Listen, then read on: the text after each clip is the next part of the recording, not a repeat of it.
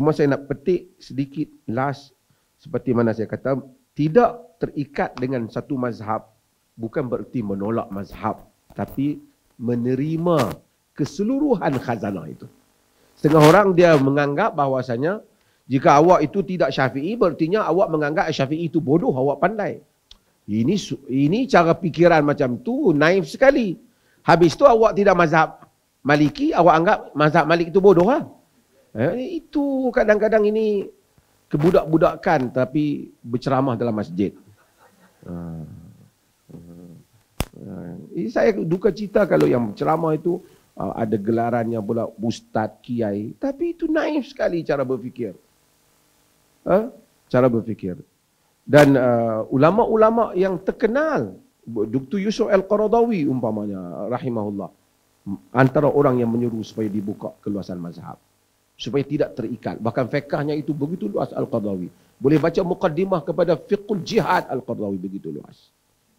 Hatta Dr. Wahbah Zuhaili, yang ramai orang terjemah bukunya, Al-Fiqh Islami wa Adilatu itu, juga dalam buku dia tentang Ar-Rukhsah Asy-Syar'iyyah umpamanya, meminta supaya keluasan mazhab tidak wajib terikat dengan satu mazhab. Yang wajib ialah bertanya kepada fas'alu ahla dzikr, bertanya pada ahli ilmu. Ahli ilmu itu tidak hanya Syafi'i, tidak hanya Hambali, tidak hanya Maliki, kesemua mereka ahli ilmu. Tidak hanya Hanafi, kesemua mereka ahli ilmu. Mana-mana ahli ilmu, jika kita rujuk, maka itu adalah ahli ilmu.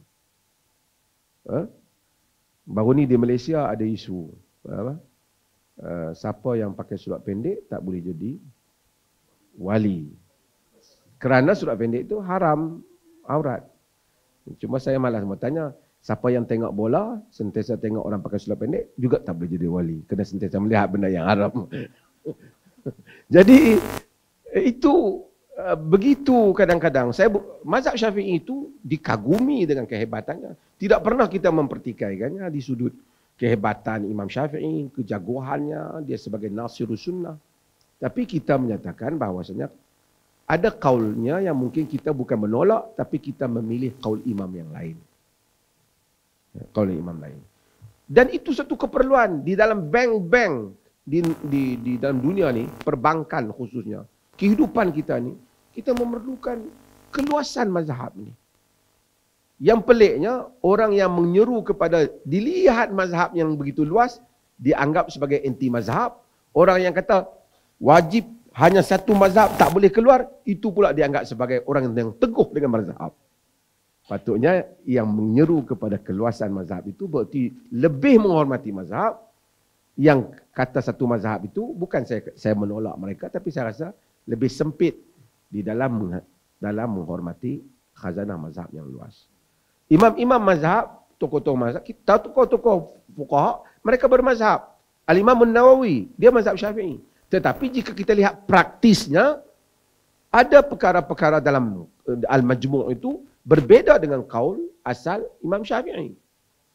Itu menunjukkan mereka tidak ta'assub. Hatta orang-orang yang luas dalam mazhab-mazhab, berbagai-bagai mazhab, kesemua mereka tidak terikat hanya dengan satu mazhab, walaupun mereka mempunyai mazhab asal. Mazhab asal itu ada bagi mereka, tapi mereka tidak fanatik dalam arti kata merubah pandangan jika ada dasar-dasar ataupun ada dalil yang lebih kuat. Terima kasih banyak.